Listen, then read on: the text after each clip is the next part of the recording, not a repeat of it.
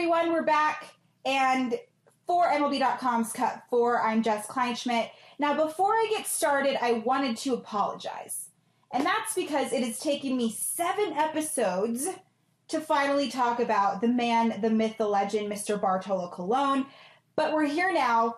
Cut 4 loves him some Bartolo Colon. I know MLB loves him some, or her some, Bartolo Colon content, because it's just so unique. The man, the myth, the legend himself, a 45-year-old still shoving on the mound and doing a great job at it, almost throwing perfect games, still showing off his athletic abilities. But this particular case, we're going to cover a lot of ground for Mr. Colon, and that's because not only does he show off some athletic ability, catching this awesome line drive off of D. Gordon. Watch this. Come back up. Wow. Yep. I'd say 10%. Now maybe less than that. That's cool, right? Hold on. I'm not done. During this 11-4 victory over the Mariners, homeboy got himself a record. Now, he got his 246th win and that is the most for a Latin-born pitcher. Since then, however, he scored himself one more win.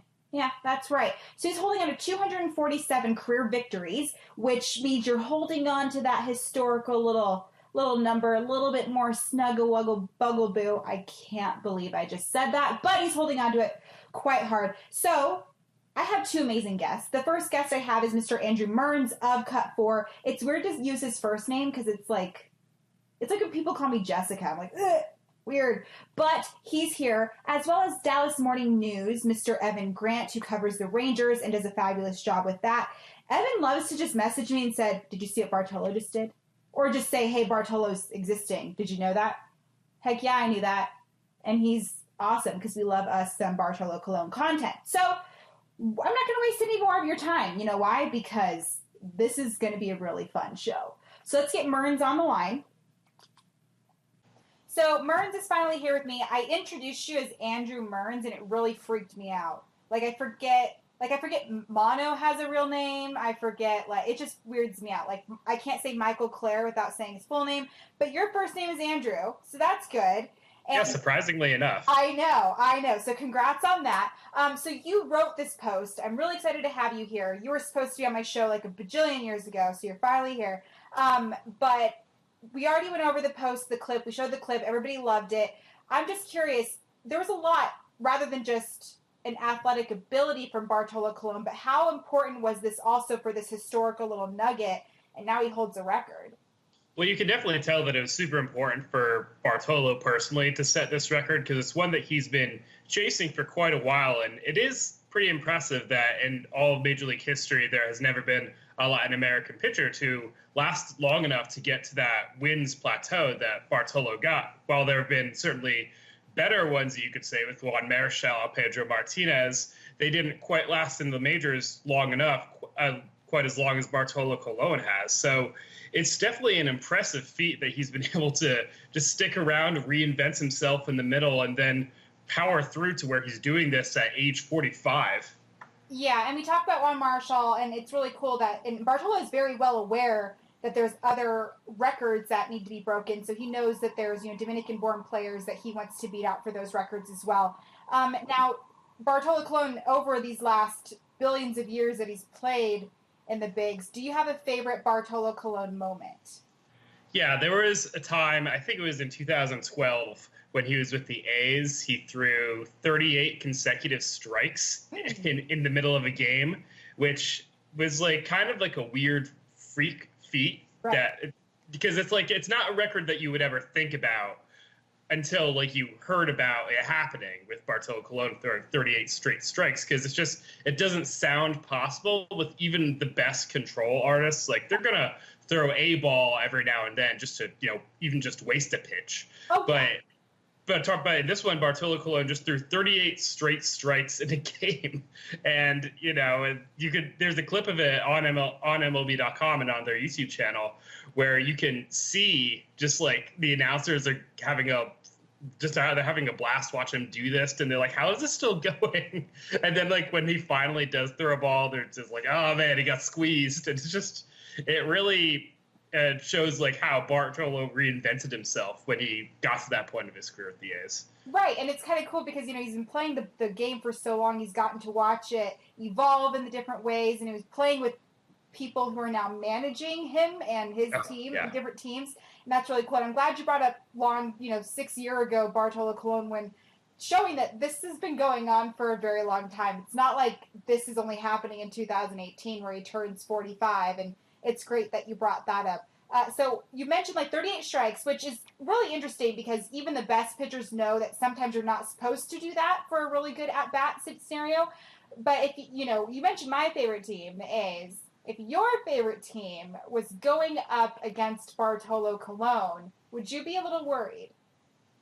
I mean, I'd be a little bit worried just because you're conflicted about I enjoy the Bartolo Colon show, so I want to continue and for him to not get pounded. But, at the same time, your personal interests do kind of tend to overpower you, even if you want Bartolo to do well. So maybe the ideal scenario is it's a pitcher's duel for 7 innings. Bartolo Colon pitches well, and then your team wins it against the bullpen. I think that's pretty much the perfect scenario.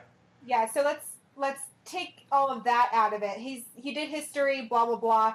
When you got the go ahead to write this post, and he caught this line drive off of D. Gordon, who he's beat out to first before, what was your first reaction?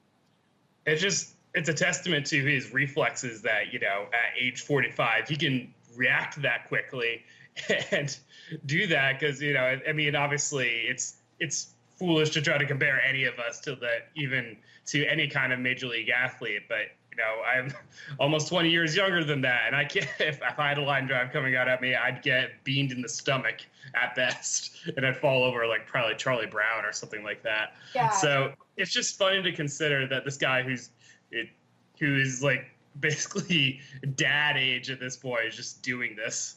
Do you want to see him in a major league uniform next year? Oh yeah, I mean, I don't see why not. If he can still pitch well, he can hang around in the majors as long as he wants. But I remember Jamie Moyer was pitching almost to his 50th birthday when he was with the Phillies, and I think with the Rockies at the very end. So as long as he's effective, I see no reason why not to. And maybe even if he's not effective, who cares? It's Bartolo Colon. Yeah, and I think even if he's not in a major league uniform over the next couple of seasons, he's still going to be a huge part of the game because people just love them some Bartolo Colon. Andrew Mearns, thank you so much for joining me. You are fantastic. Thank you for writing this post. It was so much fun. When I got to pitch this article to write about or to talk about, it got me so excited. So I'm so glad that you wrote it. Oh, it was a delight to come on to Infinite Jess and just rave around about Bartolo Colon for even just a little bit. I know. I'm surprised it's taken us this long to actually talk about him. But yeah, well, as you said, I was on the beta version, so there you go. Exactly. You were back before anybody knew about Infinite Jest. I was version 0. Yes, that is very true. All right, Mearns, I will talk to you soon, and thanks for stopping by. All right, thanks. See you later. Thank you, Mearns, so much for joining us. I want to know why everybody's so fascinated with Mr. Bartolo Colon, so I'm glad that he answered his own version of it and why he thinks other people are fascinated by it. That's going to be kind of the common theme around here because that's part of what I ask social media later, so stay tuned for that. And I'm really glad that Mearns got to write this story because not only is Mearns a fabulous writer, but I really wanted to know why people think Bartolo is so great. And it's a unique story, right? So it's kind of cool to see somebody like that over time, seeing the different eras of baseball and still shoving on the mound at the age of 45. Go on with your bad self. I promised you an Evan Grant interview. I sure did. So I'm going to give him a call, and I'm excited for this. So Evan Grant is finally here. He's been begging to come on the show. Begging? And yeah, he has. It's been crazy. So the thing I love about Evan, besides the fact that he's awesome, we both love guacamole, is that he loves to give me the 411 when Bartolo kind of does anything. You're like, hey, your boy Bartolo's existing. What's going on? So you know the Rangers. You know them very well. Evan, why are people so fascinated by this man? I think for two reasons. One, we like when older people do things. It makes us very, very happy. And the other thing is we like it when people who look like us do things. And Bartolo does have the everyman's kind of body. But the other thing I think, Jess, is that you could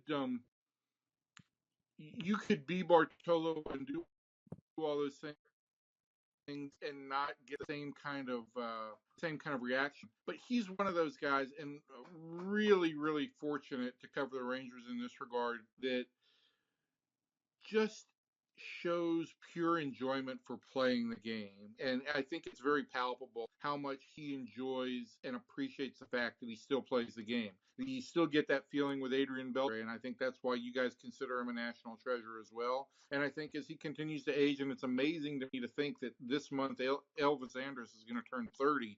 Right. But this is another guy who just enjoys playing the game, and it all kind of shows, it comes through. Yeah, somebody called him the fluffy version of Adrian Beltre earlier today, and I really liked that. I loved it. So he recently got his 246th career win, and Jeff Bannister himself said some really beautiful words about him, just basically saying, like, I'm so lucky I get to witness this. So what has Bannister been saying about him throughout the season? I think mostly from a pure baseball perspective, Bannister hasn't maybe he hasn't said it, but I think he thought it, that, wow, this guy has kind of saved my pitching staff, because nobody thought that Bartolo was going to be on the opening day roster, and then it looked like he was going to make one start, and that was going to be it. And here it is, he's 45 years old and leading this team in innings pitched. So from a pure baseball perspective, it's pretty amazing what he has done and what he has meant to the club. I think Jeff, as a whole, appreciates baseball history. So I think all of those things that kind of come together for him, when we start talking about guys like Juan Marchal and Dennis Martinez, who he just beat out for the all-time Latin American wins lead, all those kind of things really stick out for the manager. This is a guy who had in his earlier life a whole lot of hard life experiences. Right. Jeff broke his neck as a young man. He dealt with cancer as a young man, and so I think he gets that appreciation for these accomplishments, and really, really treasures them for what they are. Yeah, and it's kind of cool. Like, a lot of the managers are the same age as Bartolo, so they've been able to see baseball through the different eras, whether it was watching, sharing the same roster spot as guys that are now getting in the Hall of Fame, and that's kind of an interesting aspect to that. And you mentioned there are two things I want to point out about this team in particular. One, in spring training, they had Bartolo work with Jonathan Hernandez, who is one of this team's upper level pitching prospects, but he was also the youngest guy in camp, and he was 21, and he basically had been just born when Bartolo made his major league debut. Mm-hmm. But the other part that I thought was awesome was, here was a guy who was giving Bartolo was talking to, and Bartolo had played with Jonathan Hernandez's father in the Dominican League in the mid '90s. The other thing is Ariel Jurado, who just came up and is pitching now. He's kind of a big body pitcher, and he looks a little bit like a young Bartolo. So for Players Weekend, his nickname on the back of his shirt is going to be Bartolito, which is what the players call him, young little Bartolo. Bartolito? Bartolito. That is beautiful. I'm going to call my future children that, because I feel like they're going to embody that. You mentioned Juan Marchal, who pitched 3,507 innings, and Bartolo himself said that's the next feat he kind of wants to defeat. He's about 50 innings away from that. Is he going to be able to pass that? I don't think he'll be able to do it this year. I think if he remains in the rotation and takes a start every turn, and I'm not sure that come September, the Rangers are going to do that. They may use him out of the bullpen more at that point, because they've got to look at some young pitchers. But I think even in a best case scenario, he probably gets about 40 to 45 innings this year. I don't know that he's ruled out the possibility of pitching again next year. He's certainly been serviceable this year, and if he can come back at 46 and find another team like the Rangers that needs some pitching, I think that Marchal's number is well within his grasp. The thing that I thought was interesting was, here it is, we're talking to him about career win number 246, which had passed Dennis Martinez, and he was the one who brought up, yeah, there is one other thing, and this is a guy who you don't think about thinking about numbers a whole bunch, but he was the one who said, yeah, there is one other thing, and it's Marchal, and he's got about 50 more innings than me. And then you look it up, and he's exactly like 62 innings behind him after that start. So he's got a real good sense of Latin American history and particularly Dominican baseball history. So I think that this would mean a lot to him. And I think there's at least an outside shot that this guy's going to get a chance to break that record. So, and I agree. I think he's going to be so close, and I just feel like he's got that in him where he's like, I really want to get that. And it's really about what people want next season, and that is what it is too. And let's talk about his athletic abilities. Now, one of my favorite Cut 4 posts I've written in my entire life was when he beat out D. Gordon running from the mound to first. People are like, yeah, the feet, it was different, but you can't deny this dude is still athletic, right? He's very athletic, and but the thing to me about Bartolo as a fielder that I think everybody talks about, okay, he beat this guy out, and that's great, and D is lightning fast and all of that, but Bartolo is so where young pitchers can also learn from him. Guy finishes in a really good position to field his position, and it's just like I think what we're getting to is the last out of his win in 246, which was the line back up the middle that kind of wobbled him and almost knocked him down. But he's in a great position to make those plays, and so even a little bit heavier than he once was, even maybe a little bit slower than he once was, he still helps himself out by being able to make all the plays at first base, by being in position to get to first base, by being able to field comebackers. And it was, I thought it was kind of appropriate that the last out of his last performance and what ended up giving him the win was this liner back up the middle that kind of wobbled him. It was like, to date myself, when I was a kid, we had these toys called Weebles, and they kind of wobbled, but they didn't fall down. That was the motto. Yeah. And it was him, you couldn't knock him all the way over. But I think at that point, the Rangers felt like, okay, 7 innings, we put him in position to win. Now is a good time to let the bullpen protect the rest of it. Right. And you don't want to age yourself. You were 23 years old. It's fine. It's fine. Yeah. Me and Bartolo are closer contemporaries than me and you, unfortunately. Not by much, though. I promise you that. Evan, you are fantastic. I'm so glad you joined me, and I'm glad we got to talk about the one thing that we pretty much always talk about in Bartolo Colon. So I appreciate you stopping by. Bartolo is the great uniter of baseball generations at this point. So, it's great. Thanks so much. All right, Jess. Bye-bye.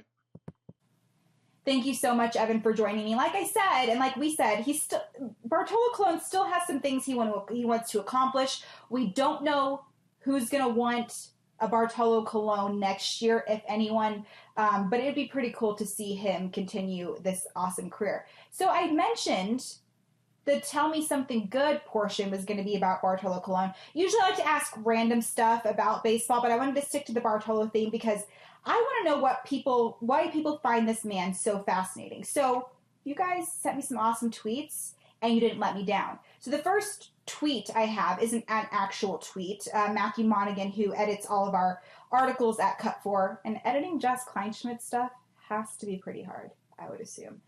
He holds rank, and I wanted to ask him, because he loves him some Bartolo Colon, and he gave me a really good answer to kind of start things off. He said, for me, I think it's not so much his stuff on the mound or at the plate anymore, but his demeanor. He smiles, he has fun, he doesn't take it too seriously, he realizes he's lucky to be a 45-year-old still playing the game he loves, and it's wonderful to watch. Couldn't agree more. Reminding us that, yes, you're still 45, you're playing a kid's game, but you're still doing well, and you're enjoying every minute of it. Adrian at Long Ball Girl said, he's always smiling, he loves what he does, and he knows how lucky he is to still be on the mound. He's like a cuddly version of Beltre. I mentioned that to Evan earlier. That's such a great thing. You just, who doesn't love Adrian Beltre? So yeah, just more of a voluptuous version of, anyway. Matt Musico, a former editor of mine, simply said, well, he's sexy. And at that point I was like, why did I even ask that question? Of course, that's the answer. Anywho, at Coliseum Sewage, he exaggerated this a little bit, but I appreciate the dedication. He said, it is an unwritten rule bestowed upon us by the baseball gods. Thou must love Big Sexy. To disobey is to risk the wrath of the vengeful baseball gods. Yeah, I mean, that was cute. A little too much. Mr. Apathetic Reds fan said, "'Cause this." And it's just a gif, a picture of Bartolo Colon playing with his belly. I love it.